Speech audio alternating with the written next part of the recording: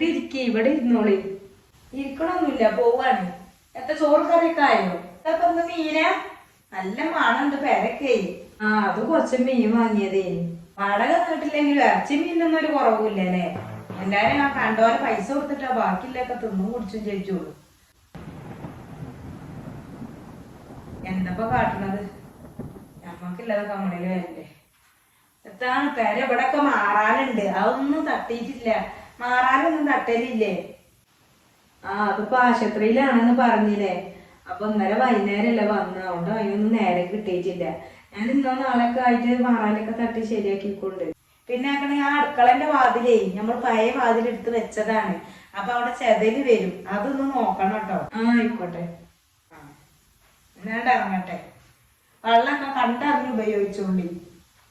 വെള്ളമൊക്കെ പാകത്തിന് തന്നെ ചെലവാക്കണുള്ളൂ. വാതിലടച്ചിട്ടാ